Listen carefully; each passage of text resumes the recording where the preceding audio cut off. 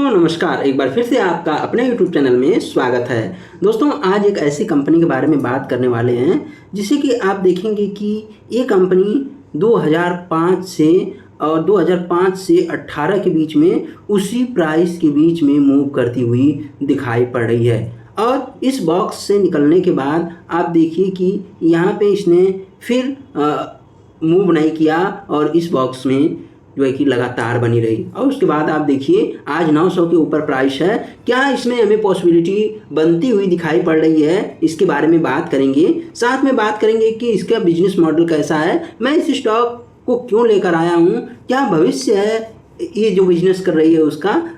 और आप समझ गए होंगे कि मैं किस स्टॉक के बारे में बात कर रहा हूँ। दोस्तों मैं बात करने वाला हूँ हिंद रेक्टिफायर के बारे में।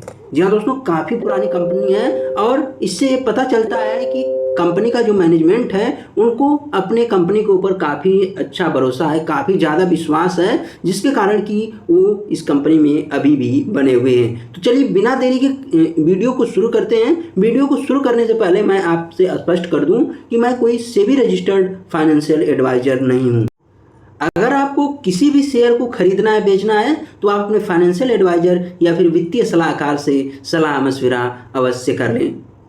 तो बिना देरी के वीडियो को शुरू करते हैं और देखते हैं कि हिंद रेक्टिफायर आगे क्या कुछ दिखाई दे रहा है इस कंपनी में, इसके बारे में जानने की कोशिश करेंगे। यहाँ पे अगर हम इस कंपनी के बारे में जानने की कोशिश करें, जिसे कि हम हाईरेक्ट भी कहते हैं शॉर्टकट में, आप यहाँ पे देख सकते हैं। इसका जो फाउंडेशन हुआ था 1958 में in collaboration with Westinghouse brake and signal. UK Hind rectifier limited has long standing tradition and experiencing developing designing manufacturing and marketing power semiconductor power electronic equipment and railway transportation equipment. दोस्तों ये जो company है जिस हिसाब का ये business कर रही है, ये बिजनेस आगे भी सर्वाइव होता हुआ दिखाई पड़ रहा है। यहाँ पे आप देखिए कि leader in design and development of electrical and electronic equipment. अगर आप चाहो तो इसके वेबसाइट पे आके इस कंपनी के बारे में ज़रूर पढ़ लेना। दोस्तों यहाँ पे आपको इस कंपनी की पूरी हिस्ट्री मिल जाएगी। मुझे हिस्ट्री पे नहीं जाना है, इसके बिजनेस मॉडल पे जाना है, कंपनी काम क्या करती है, साथ में क्या हमें इसमें कुछ आगे दिखाई पड़ रहा है। तो बिना देरी के वीडियो को शुरू करते हैं। अब हम इसके प्रोडक्ट को देखेंगे। प्रोडक्ट में आप देखेंगे कि ये कंपनी रेलवे की प्रोडक्ट बनाती है, यहाँ पे आप देख सकते हो बनाती है और उसको डिजाइन करती है। साथ में इंडस्ट्रियल प्रोडक्ट भी बनाती है, आप यहाँ पे देख सकते हो, और उसको डिजाइन भी करती है। उसी के साथ आप यहाँ पे देखोगे कि इंडस्ट्रियल प्रोडक्ट में बहुत सारे प्रोडक्ट हैं। यहाँ पे आप चाहो तो इसके ब्राउचर को भी आके पढ़ सकते हो, जिनका उपयोग रेलवे में, इंडस्ट्रीज में किया जाता है। ये तो हो गया कंपनी के प्रोडक्ट, जिसका कि एप्लीकेशन भी है। एप्लीकेशन कहाँ है आप यहाँ पे देख पाओगे कि इनका जो एप्लीकेशन है वो transformer rectifier with compact controller electrostatic precipitator in following industries. आप यहाँ पे देखिए कि पावर जनरेशन जिसमें कि थर्मल और बायोमास संबंधित है, मेटल इंडस्ट्रीज जिसे फेरस एंड नॉन फेरस आता है। उसी के साथ अगर हम देखें तो पेपर इंडस्ट्रीज के साथ साथ इंसरेशन कैसिफिकेशन में भी इस कंपनी के प्रोडक्ट का एप्लीकेशन है। सीमेंट इंडस्ट्री के साथ साथ एसिड केमिकल प्लांट में भी इनका एप्लीकेशन मौजूद है। दोस्तों अगर हम आगे बढ़े तो ये है कंपनी का स्पेशल एप्लीकेशन। यहाँ पे आप देख पाओगे कि ट्रैक्शन रेक्टिफायर। यहाँ पे आप देखिए suburban rail, metro rail, light rail, mono rail में इनका प्रयोग किया जाता है। उसी के साथ resistive heating develop dehydration for process industries में भी इनका उपयोग किया जाता है। आप यहाँ पे पढ़ सकते हो। ये कंपनी के प्रोडक्ट हैं, कुछ एप्लीकेशन है जिसके बारे में आपको जानना चाहिए। अब हम सीधे चलेंगे कुछ मेन मुद्दों पे, जिसमें कि देखेंगे कि कंपनी का बैलेंस शीट कैसा है, साथ में चार्ट देखेंगे, फंडामेंटल चेक करेंगे, आगे कुछ एंट्री पॉइंट भी डिस्कस करने वाले हैं। चलिए देखते हैं। अगर आपको कुछ चीज़ें आती हैं ना दोस्तों, तो आपको सभी कुछ चीज़ें पता करने की ज़रूरत नहीं है। यहाँ पे आप देखिए कि कंपनी क्या काम करती है। कंपनी डिजाइनिंग का काम करती है, मैन्युफैक्चरिंग का काम करती है, मार्केटिंग, पावर सेमीकंडक्टर का काम करती है, पावर इलेक्ट्रॉनिक इक्विपमेंट और रेलवे ट्रांसपोर्टेशन इक्विपमेंट ईजाद करती है, बनाती है, डिजाइन करती है।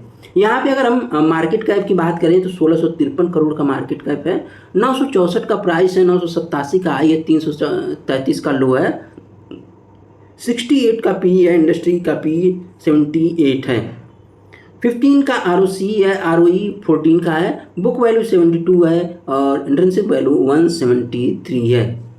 दोस्तों अगर हम पेग रेशियो के हिसाब से देखें तो ये स्टॉक काफ़ी ज़्यादा महंगा है और फेस वैल्यू 2 है। यहाँ पे अगर हम आगे चलें कि डेट टू इक्विटी, तो डेट टू इक्विटी हाई है, 1 है, कम से कम अधिकतम 0.8 रहता है तो मुझे सुलभ रहता है, लेकिन फिर भी कोई दिक्कत नहीं है, कंपनी चूँकि ग्रोइंग फेज में है। आप देखना प्रॉफिट ग्रोथ 182% है। अगर हम आगे कर चलेंगे और क्वार्टरली रिजल्ट को इसके क्वार्टरली रिजल्ट को देखने की कोशिश करेंगे तो आप देखिए कि कंपनी का क्वार्टरली रिजल्ट किस हिसाब का है। जून 23 से इसको देखेंगे, आप देखिए कि जून 23 में 97 करोड़ का सेल्स था, नेट प्रॉफिट 1.90 करोड़ था, आज 135 करोड़ की सेल्स है और यहाँ पे जो ऑपरेटिंग प्रॉफिट है वो भी बढ़ चुका है। आप देखिए 1.9 से 6.93 करोड़ हो गया है नेट प्रॉफिट।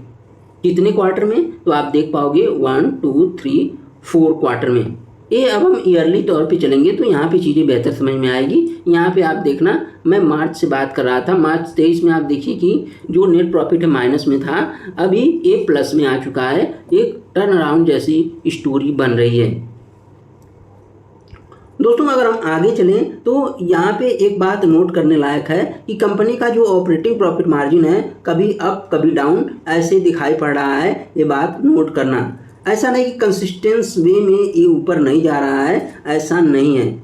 यहाँ पे सेल्स तो अप हो रहा है लेकिन नेट प्रॉफिट में कुछ दिक्कत है, और वो दिक्कत क्यों है, ऑपरेटिंग प्रॉफिट मार्जिन के कारण है। बैलेंस शीट की बात करेंगे, बैलेंस शीट आप देखना कि रिजर्व कितना है कंपनी के पास, 121 करोड़, बोरोइंग 135 करोड़ है, कोई दिक्कत नहीं है इसमें, और कंपनी लगातार CWIP कर रही है और फिक्स्ड एसेट आप देखेंगे कि 80 to 90 करोड़ हो गया है। कैश फ्लो में कोई दिक्कत नहीं है, कंपनी का कैश फ्लो पॉजिटिव है, और मैं आपको बता दूं कि कंपनी एकदम धड़ल्ले से अपना काम कर रही है, ऑपरेटिंग एक्टिविटी से ये हमें पता चल रहा है। अगर हम इन्वेस्टिंग एक्टिविटी में देखें तो क्या कंपनी कुछ निवेश वगैरह भी कर रही है, तो ऐसे में हमें कुछ ऐसा दिखाई नहीं पड़ रहा है कि कंपनी कुछ निवेश कर रही है, दूसरे कंपनियों को खरीद रही है। हाँ, इन्होंने एसेट परचेज जरूर किया है, आप यहाँ पे देख रहे हो। आप पूछोगे एसेट परचेज कर रहे हैं तो ये माइनस में क्यों दिख रहा है, तो इसका मतलब ये है कि जब एक एसेट परचेज कर रहे हैं तो पैसा कहीं लगा रहे हैं, मतलब कि पैसे देंगे तभी तो एसेट खरीदेंगे, जिसके कारण कि इसे माइनस में यहाँ पे शो किया जाता है। दोस्तों अगर हम आगे बढ़ें तो शेयर होल्डिंग पैटर्न को आप देखिए कि 44% की होल्डिंग है प्रमोटर के पास, और हम यहाँ पे देखें कि पब्लिक के पास कितनी है, तो 50% की होल्डिंग है, और FII के पास 5.82% की होल्डिंग है। क्या इसमें कोई HNI भी है, तो यहाँ पे आप देखिए कि इसमें HNI भी है।